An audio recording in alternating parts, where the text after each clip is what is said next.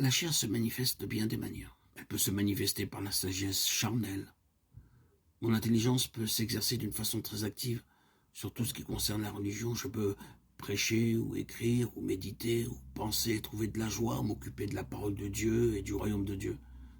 Et cependant, la puissance de l'Esprit de Dieu peut être remarquablement absente.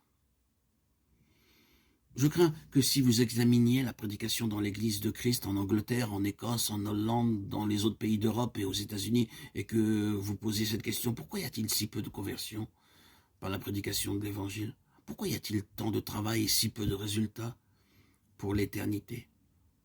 Pourquoi la prédication de la parole de Dieu a-t-elle si peu de puissance pour conduire les croyants à la sainteté et à la consécration? La réponse est celle-ci. C'est l'absence de la puissance du Saint-Esprit. Et pourquoi cela? La seule raison, c'est que la chair et l'énergie humaine ont pris la place que le Saint-Esprit devrait avoir.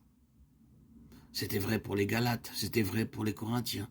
Vous savez que Paul leur dit « Je ne puis vous parler comme à des hommes spirituels, vous devriez être des hommes spirituels, mais vous êtes charnels. » Et vous savez combien de fois dans les épîtres, l'apôtre eut à les reprendre et à les condamner pour les querelles et les divisions qui régnaient parmi eux.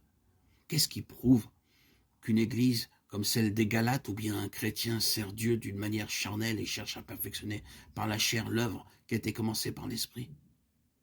Eh bien, la réponse est facile. Tout effort personnel en matière de foi a pour fin le péché. Quel était l'état des Galates? Ils luttaient afin d'être justifiés par les œuvres de la loi. Et d'autre part, ils se querellaient, se mordaient, se dévoraient les uns les autres. Galates 5, 14, 15. Comptez les expressions que l'apôtre emploie pour indiquer leur manque d'amour. Et vous en trouverez plus de 12. L'envie, la jalousie, l'amertume, les disputes, les animosités. Lisez ce que l'apôtre dit à ce sujet dans les chapitres 4 et 5. Voyez comment ils avaient essayé de servir Dieu par leur propre force. Et ils avaient complètement échoué. Tout leur effort religieux avait abouti à un échec. La puissance de la chair et la puissance du péché dominaient sur eux.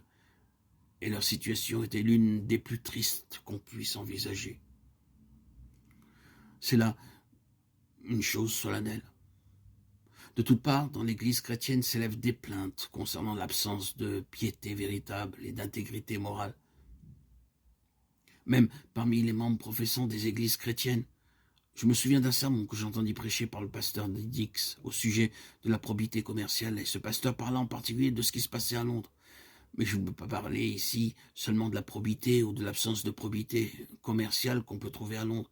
Si nous pénétrons dans les foyers chrétiens, si nous pensons à la vie à laquelle Dieu a appelé ses enfants et qui les rend capables de vivre par le Saint-Esprit, et si nous pensons au manque d'amour, à la colère, à l'animosité, à l'amertume qu'on peut trouver même dans des familles chrétiennes, si nous pensons aux querelles qui existent bien souvent entre les membres d'une même église, sans parler de l'envie, de la jalousie, de la susceptibilité, de l'orgueil qui existent parmi les chrétiens, alors nous sommes contraints de dire où sont les marques de la présence de l'Esprit, de l'agneau de Dieu. Elles sont absentes, malheureusement absentes.